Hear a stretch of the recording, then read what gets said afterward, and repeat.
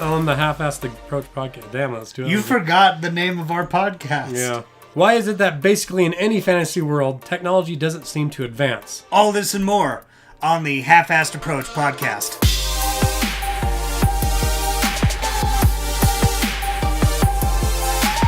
Hello and welcome to the Half-Assed Approach podcast. My name is Harry. My name is Quint. And today we're going to be discussing a very interesting topic. It seems like in basically any fantasy world, whether it be Lord of the Rings or World of Warcraft, the Elder Scrolls, especially I'm going to take Lord of the Rings for example, because we know for sure like when Sauron was like alive and kicking it and all the elves were trying to kill him when he first forged the ring, that was about 3,000 years before the most of the story takes place. Mm-hmm. Yet in those 3,000 years, I mean, let's just think about it. 3,000 years ago from today, in our world, we're about, 1000 BC. Yeah, about 981 BC. Mm-hmm. What was going on then? Like, I guess the height of the Roman Empire. Yeah. I guess towards the end of the Roman Empire. But yeah. And, I mean, that was pretty cool, too. But, I mean, compare that to today, they have nothing on us. I mean, they had aqueducts, but they didn't have computers. Yeah. If you exclude Atlantis, maybe they didn't have computers. If you include the cartoon Atlantis by Disney, starring Michael J. Fox, they had flying machines and hoverboards. It's legit. Anything with Michael J. Fox needs to have a hoverboard. But, 3,000 years pass in Lord of the Rings, and, they're fighting Sauron with, like, swords and axes, and he's got, like, the big, what kind of reminds me of a gravity hammer from Halo 2, but, and then 3,000 years later, they still have the same swords and arrows and, like, nothing's changed. It's the same technology. Why does it not advance? So the reason that technology advances is because you need an answer to make your life easier, produce more resources or stretch the resources further, and basically accumulate power and wealth. Also be more productive. If you have magic, or you know a guy who has magic, or are led by a person who has magic, all those needs are kind of pretty much met. So they think, so basically, yeah, like with our technology, like science technology, what we're trying to do is make our lives easier, make us live longer, so to speak. Pretty much, yeah. If you really think about it, that's about all our advances in technology are designed around those two things. Just make our lives easier. Make us live longer. And yeah, I mean, I can't think of really anything else. More productive as well. Yeah, I mean, that kind of goes along with make our lives easier. Make the same amount of resources go farther, basically. So more efficient. So, okay, maybe 3. Increase efficiency, make our lives easier, and make us live longer. Yeah. And so you're saying in a world that has magic, you're saying magic does that? I would say, yeah. I can take the example of Harry Potter. In Harry Potter, let's take a look at how the Weasleys live. Okay? The Weasleys... A bunch of redheaded stepchild that probably bred with each other. Probably. It's probably. Likely. Very. That's some fan fiction. So let's look at how the Weasleys live, right? They're a very humble family. They're really poor. Humble. The politically correct word for poor as crap. I mean, Mr. Weasley, he has a job with the government. With the Ministry of Magic. Now, you gotta imagine that produces some pretty good benefits, but we always kind of wonder, why is he not paid very well? Well, my theory is he doesn't really need to be. What's the point of money in a world where you have magic? I don't know. Like, I don't know Harry Potter a lot, but I do know they definitely have an exchange going on. Like, he goes and shops for school supplies. Like, there's shops and stuff, and I don't know exactly just gold pieces, I guess. Yeah, gold, silver, and copper. There definitely is a form of currency in there, and there definitely is a way to trade. And, I mean, a form of currency obviously makes sense because it's a universal thing, not just, you trade your pig for your chicken or something like that. But, if that's in place, at the very least, you have shopkeepers trading. And then there's a medium, a currency, like gold pieces, that they use to trade with. And so I mean they have their job, and I guess like in like Lord, I don't know, you don't see a lot of currency or trade going on in Lord of the Rings, but like in the Elder Scrolls, like any Elder Scrolls game, or like World of Warcraft, or I used to play RuneScape back in 8th grade. That's kind of the same way. I remember RuneScape. You played RuneScape? I played. Everyone played RuneScape. That was like mostly for about 10 minutes, and then they realized it was. I played it for about a month and got about level 34, and I bought the book. There was a RuneScape book. There's a player's guide. This is so off topic. No every way. Book fair at school. Did you ever have book fairs? Yeah, but I never saw a RuneScape. Okay. There was a RuneScape, and my mom, I don't know how I convinced my mom to buy it for me, because it was the stupidest thing ever. But, there was a RuneScape player's guide, and Holy I bought crap. it. Yeah, I thought I was such a weirdo for playing it. I was embarrassed to ever, like my cousin would come over. He'd be, what are you playing? Nothing. Like I'm closing it down. Like I may as well be looking at porn or something.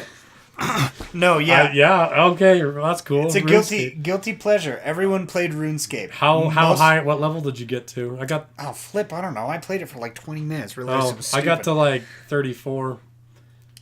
Level 34. Okay, so I guess solid. I definitely played it more than you then. Yeah, but to be honest, everyone stopped playing after like between 10 minutes and a month. I don't know. I saw about a year ago. I saw the video somebody did. It's still going apparently. Is it still going? People still play. Is it still online? Yeah, I guess it probably still is if we were to look it up. But really interesting. Okay. Anyway, I didn't know that. The whole point though is we like may have to do a video of us playing RuneScape. Oh, maybe. Sorry, continue. The whole point I'm trying to get at is even in RuneScape, like there are shops that you go to trade, and there is a currency. It's usually gold pieces, and so I mean, and the very least you have farmers, because you see farms in these places. Even Lord of the Rings, even the second one, they burned down a bunch of farms. I remember. So you got like farmers, and that could be considered a job. They go and sell their crops for gold pieces, which they go to buy more resources, food, what more have you. And then there's at least shopkeepers that they trade with. So I guess that begs another question. I guess there's not a lot of economy in like a world like that, but I mean you're definitely buying and selling. Like in the games, at least, you're buying potions, selling potions. There's different shops you can go to, shops that buy and sell armor, shops that buy and sell food, shops that buy and sell clothes, and getting on potions, I think, if I didn't say that. Yeah. But what question does that beg? Well, of all these examples that we brought up, they trade in gold and silver. They trade in a very, I don't want to say primitive, but old-fashioned way, classic way of trading. They trade in hard metal money. Precious metals, yeah. Like precious metals. You never see them with a debit card. You never see them with a credit card. Or just cash. Or basically any 19th century invention of currency. Exactly. 19th century on invention of currency. Do you guys take Bitcoin? Do you guys... I say, good sir. We need to do a whole episode. My fair lady, do you take Bitcoin? We need to do a whole episode on Bitcoin. No, but...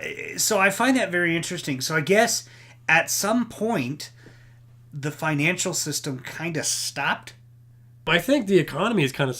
I want to say it's stunted. It does definitely... If you pick out any economy that you see, mostly just in games, because like Lord of the Rings, for example, you don't really see one. It's more present in Harry Potter, because you do see him like at the beginning of every movie, shopping for a new Nimbus, or that alley that you just said. Diagonal alley.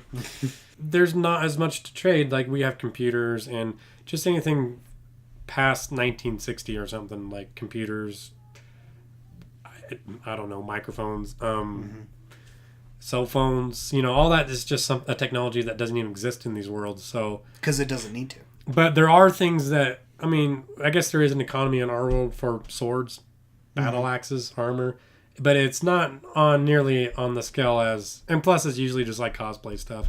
Like the actual real armor swords is probably pretty minuscule. But like, in a world like World of Warcraft or Harry Potter, like stuff like that's going to be, there's a bigger economy for that.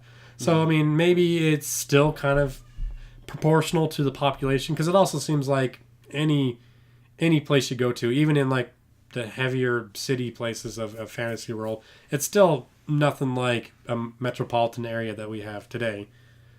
And I think also, I mean, when you think of let's take the more militaristic weapons. So why do they have swords and shields, and we have tanks and machine guns? Kevlar and machine guns. Well, I think it has to do with their propensity for war. So war is fought over resources. It's fought over land. It's fought over religion. It's fought over beliefs. It's fought over things like that. Well, if you have the ability to create your own resources with magic, then there are less then you eliminate one of those needs to fight over resources. It seemed like in Lord of the Rings, war was mostly fought over evil, trying to keep evil at bay. Mm-hmm. Didn't really see a war for any other reason. That's fair.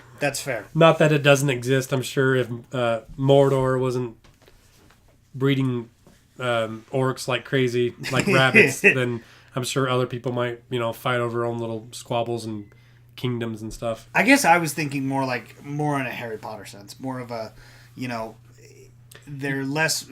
You can create your own resources, or you can fix your own problems in your house by using magic. Okay, so it does. So yeah, if you get a wand, I don't know exactly what goes into making a wand. I'm sure some resources have to. Obviously, a little bit of wood, but it seems like you'd have to do like some enchanting or whatever.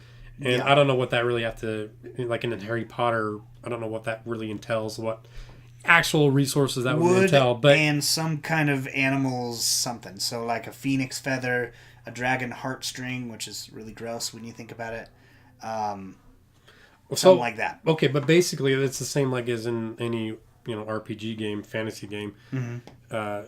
If you want to make a potion or create a spell, you usually have to go find ingredients, especially potions. Mm-hmm. You have to go out and find ingredients. Taproot's the only thing I can think of from the Elder Scrolls. I know there's lots, but anyway, and you even go out and taste and try ingredients and see what the effects are, and then you can learn to. Anyway, but yeah, you go and harvest different ingredients. So like some things, if it's a plant, why not have farms of that plant? That farmers, I need milkweed to do a healing spell. I don't know if you really do in any game, but for example, you need a lot of milkweed to make a healing spell. Why not have farmers that have whole farms of milkweed and they harvest it and sell it to whoever and they make a health potion out of it? Could be a culture of independence. If you're able to solve a good amount of problems on your own, it would maybe foster a culture of independence. I don't want to have to rely on someone. I do think that when you get a bunch of people together, as it sits right now, capitalism and a market economy will just naturally show up because I don't want to have to raise chickens, but I like a chicken sandwich. Mm-hmm. But in a case where you have, like a Harry Potter world, you have magic, you can solve a good majority of the problems on your own, would that economy still pop up, or would people instead be focused on trying to find their own way to do it? Would that be their primary mindset of, this is a problem, I need to find a way to do it? And you think, since in a world that has magic, you might be able to use magic to solve that problem instead of a scientific way? Exactly. It still seems, I don't know, I would argue there still seems to be some science behind magic, because if you need to make a potion that, I don't know, it seems like the Weasley's house is held up by magic, but you need to get resources to make that potion. There's research involved, and I guess maybe it's not straight science, but there is definitely some research. Oh yeah. There's some R&D in there, obviously. Mm-hmm. And you do that in fantasy RPG games too. Like I was kind of mentioning, like you can taste ingredients or try out ingredients, and some have negative effects, some have positive effects.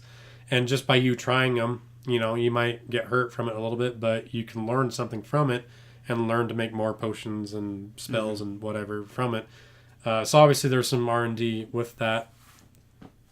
So not necessarily advancing like in a scientific way, but you're still advancing. And I guess, before like maybe the Industrial Revolution, we kind of did it the same way. Mm-hmm. We just, So I would say we learned how to. I would say these economies are pre-industrial, but they're still capitalist economies.